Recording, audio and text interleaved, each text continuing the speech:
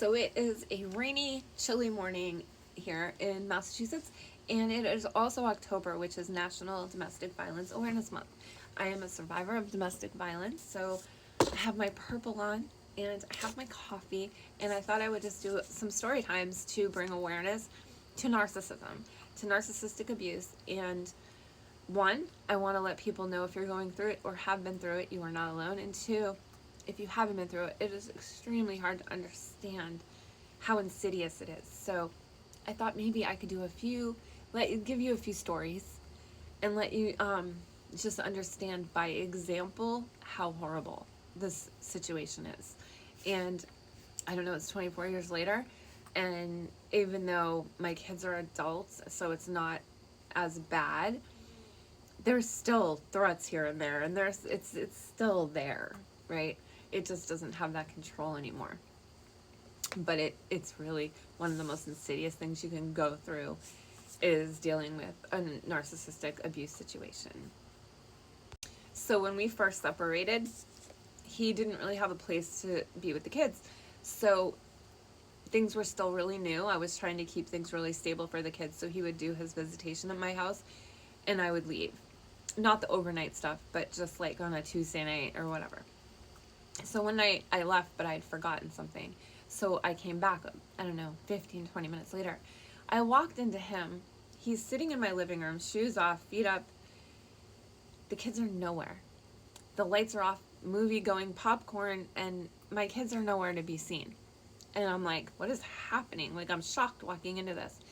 And it won't tell me where the kids are. All he had to say, ended up being at the park with his daughter. That's all he had to say. But it became this big game. I don't have to let you know where they are. And then of course, like, now, in hindsight, I should have just left knowing that they were okay. But I fed right into it. I reacted. You have to tell me where the kids are. It turned into a whole thing. He called the police. Like, it was just a whole toxic, dramatic situation that never needed to happen. He did it. The kids were at the park. Why he didn't go, I don't know. But, so that was just the beginning. The last time he came to my house to do the visitation was the last time, because when I got home, he had taken so much and put it in his car, things off the wall. He had taken certain things from our marriage or whatever. There was so much stuff he threw away, and like it was on the top of the trash. He really spent his whole night with the kids just trashing my house, taking stuff, throwing away stuff. I came home to a nightmare, and I'm like, all right, well, this can't happen anymore. Like, that's the end of that. So yeah, that was kind of how things started getting really nasty. So the next situation happened. So we stopped doing visitation at my house, and quite a bit of time, maybe 6 months have gone by. So our kids were at like an after school care, and he had a truck, and he did have access to a car, but he decided he only had the truck this night. He was just doing dinner with the kids. He decided that 2 of our kids were in car seats. So he was going to take my middle child home with them because he could watch the kids. With one kid, drop them off, then go get the other one and then come home to my house and have dinner. And I'm like, yeah, I didn't want him in my house anymore. And I'm like, no, like, that's not, I had to like put a boundary up and be assertive and say, I am so sorry.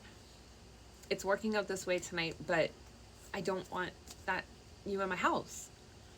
I'm not comfortable. And he threw a fit about that. He threw a fit. And I offered to flip-flop. So I'm like, tomorrow, have the proper car. You can have my night. Like, we'll just switch nights. No, he even called the police. And the police actually called me, which is so weird because normally they don't deal with like civil stuff. But once I told the police officer that what the problem was and that I was offering him the next night, he was like, oh, okay. Well, he ended up filing contempt on me for this one situation, and he did see them the next day.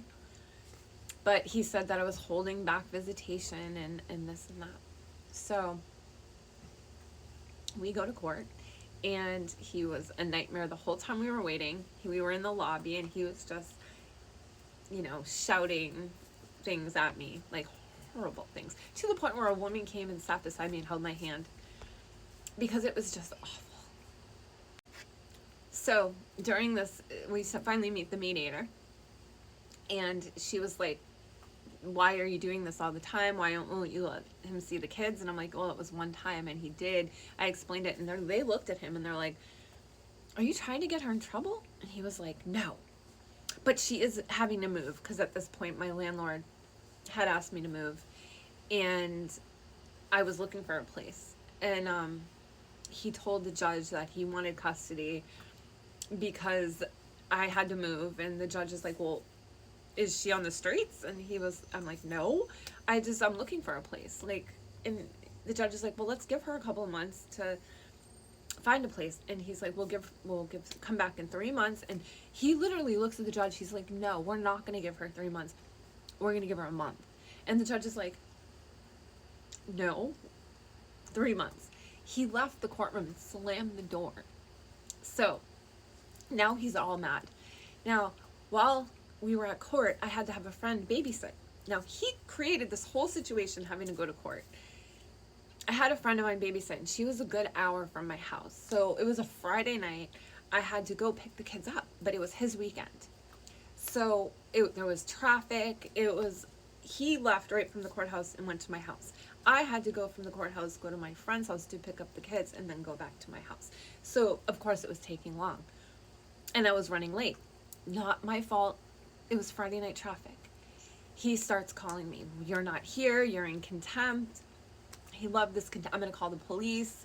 Constant stress. And I'm like, I am going to her house to get the kids. And now I have the kids. I'm on my way back. Like, I can only go so fast. Well, he called the police. And the police called me again. And I explained, like, I had to go pick up the kids.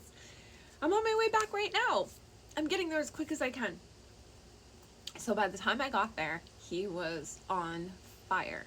And I had to just run in, throw some stuff in a suitcase. He already had the kids in his, buckled up in his car. And when I came out, he had this big truck with these heavy doors that when you open them, it's not like the normal, like, front door, back door. These opened in the middle, and then they closed. And they were very heavy. So I opened the door to say goodbye to my son, my youngest. I had my hand in the door. So when I gave him a kiss, I came out and I still had my hand. I didn't have time to move it yet. He slammed the doors. I forget exactly how it worked, but I was a half a second away from, if he had closed my fingers, I probably would have lost my fingers. It was horrifying. Horrifying. And I'm like, whoa, what are you doing? And because I said something and he was already on fire, he gets in my face and he's calling me the C word, and he's calling me out in front of the kids, mind you. And at this point, I'm yelling back. I'm not innocent. I've had enough. I'm flustered. He's been yelling at me. We've been to court. He pushes me on the ground, and I just had back surgery. My neighbor saw. My neighbors called the police. So he took off. As soon as he pushed me down and he saw that I was hurt, he took off. And so the police came, and what did I do?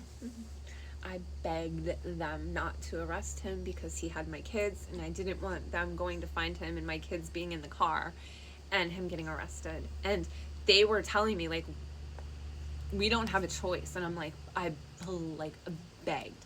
That was my first mistake.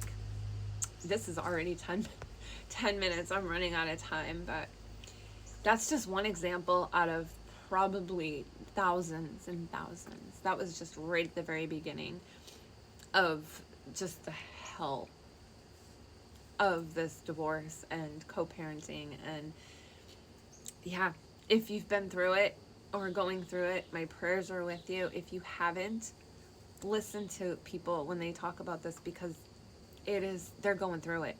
Yeah. So anyway, I will probably do a part 2. I don't know, but have a good day.